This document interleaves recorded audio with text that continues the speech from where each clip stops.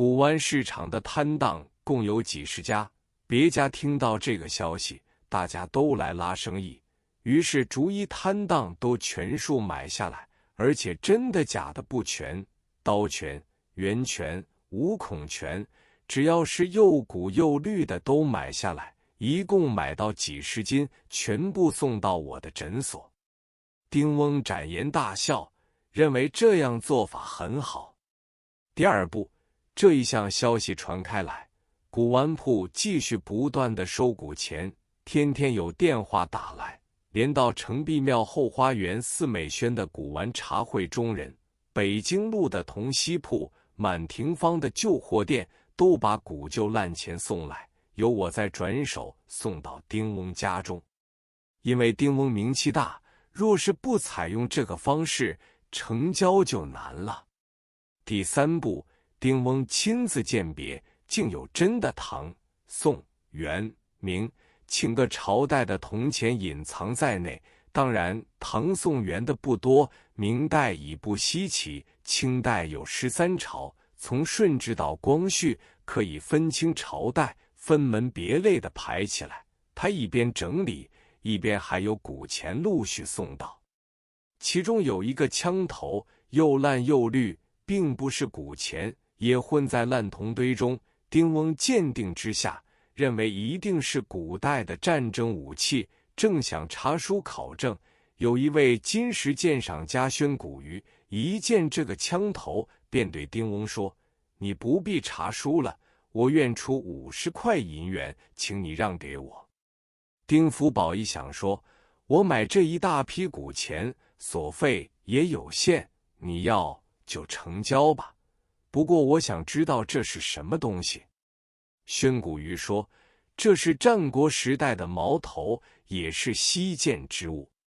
第四步，用同样方法托朋友在北平、西安、云南、四川等处搜集古钱，论斤论担的收买。这一个步骤时间费得虽多，而收获很大。有许多古钱，一部分朝代年号便查不得，原来这些古钱是日本、高丽、安南、暹罗等国流传到中国的，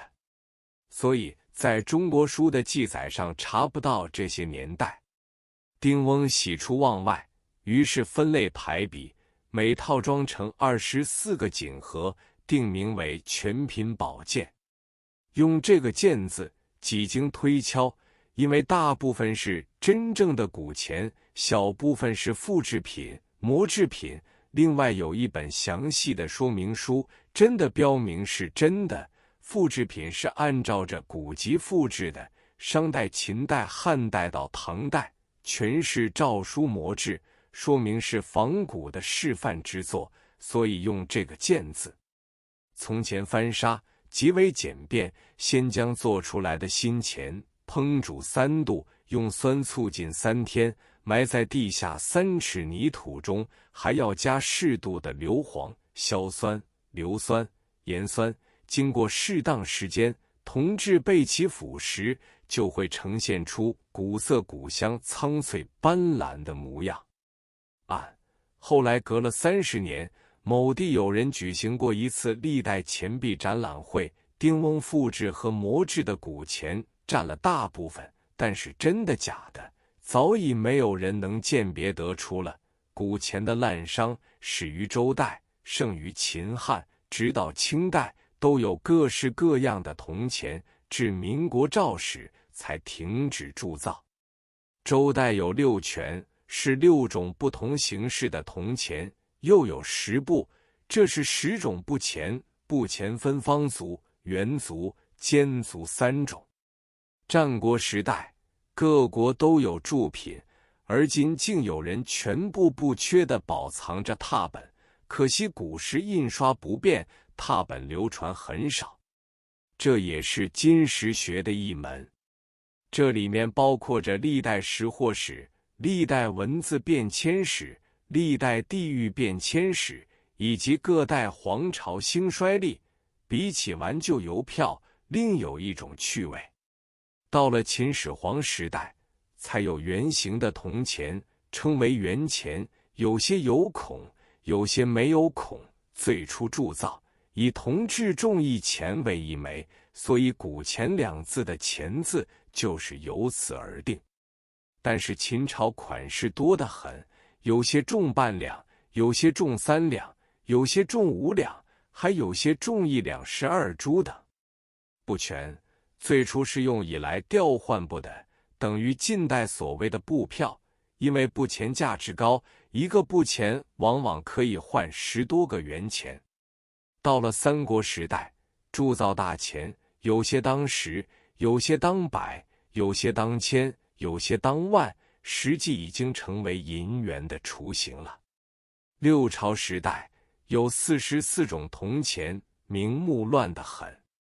由唐朝开始，官家订立规例，一代铸一款式，由开元通宝起到顺天通宝有12种款式。五代时期又乱得很，有铜钱42种。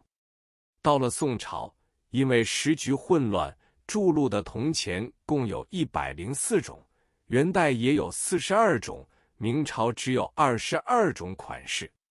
到清代还有21种款式。